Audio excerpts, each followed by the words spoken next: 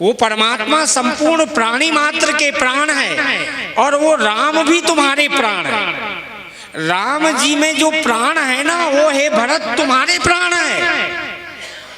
संपूर्ण जगत में राम के प्राण है और राम में जो परमात्मा, राम में जो प्राण है वो प्राण प्राण होते हैं। राम प्राण होते, प्राण तुम्हारे, तुम रघुपति ही प्राण होते प्यारे। क्या बात कही कौशल्या महारानी ने। इसलिए सब लोगों ने तो जब मंत्रिमंडल बैठा ना, तो वशिष्ठ जी ने कह दिया कि आपको राज लेना चाहिए, वकालत वगैरह की। लेकिन किसी ने तो सबके मत सुनते रहे भरत जी। और जब कौशल्या माँ ने कह दिया कि पूत पथ्य गुरु आय आऊं, तब भरत जी महाराज को इतना दुख हुआ कि माता तुम मेरे हृदय को पहचानती हो, फिर भी कहती हो कि राज गद्दी पर बैठ लो।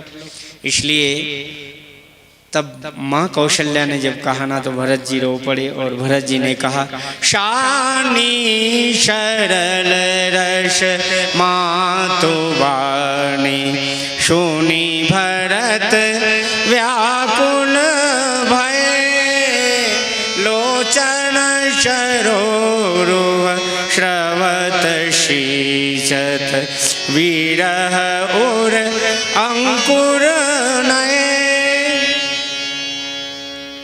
माँ कौशल्या की बात सुनी तो लगता है विरह अंदर बैठा हो, विरह के बीज हो, और कौशल्या माँ के बोलने का वचन जो था ना, वो जल मिल गया हो। और भरत जी के विरह, जैसे मीराबाई ने कहा ना कि मैंने क्या किया है अपने जीवन में, मीराबाई ने दो बात कही। कहते हैं कि अश्वन जल सींच सींच प्रेम बेली बोई, अब तो बेली फैल गई आनंद फल होई। आज कौशल्या माँ का चरित्र कहा। भरत जी महाराज यहाँ सबको लेकर अयोध्या वासियों को राम जी के पास में गए और राम जी की चरण पादुका ली और भरत जी महाराज से कहा कि तुमको ये चरण पादुका क्या है। तो राम जी ने कहा, भरत जी ने कहा, ये चरण पादुका कि मेरे को अवलंब तो दे दीजिए जिससे मैं अवधि पार पाऊँ, अवध पार पाऊँ जैसे। तो भगवान ने, प्रभु करी कृपा पावरी दीन्ही, सादर भरत शीश धरि लीन्ही। भरत ने अपने मस्तक पर चरण पीठ करुणा निधान की, जनु जुग जामिन प्रजा प्राण की। प्रजा को ऐसा लगा कि भगवान ने हमारे संरक्षण के लिए प्रजा प्राण की ये दो चौकीदार भेज दिए हैं कि 14 वर्ष में किसी का जन्म न हो, किसी की मृत्यु न हो। और भरत जी से कहा कि आपके लिए क्या हुआ, संपुट भरत स्नेह रतन के, आखर जनुजुग जीव जतन के। जैसे राम नाम ही आधार देने के लिए जीव के भगवान ने राम नाम का अवतार चरण पादुका का लिया। भरत जी से कहा आपने क्या लिया, आपके लिए क्या है। तो भरत जी ने तीसरा भाव कहा, भरत मुदित अवलंबल है के ते, असमन जनुषिया राम रहे ते। भरत जी ने तो सिर पर रखकर ऐसा अनुभव किया कि भगवान ने मेरे लिए चरण पादुका का अवतार लिया।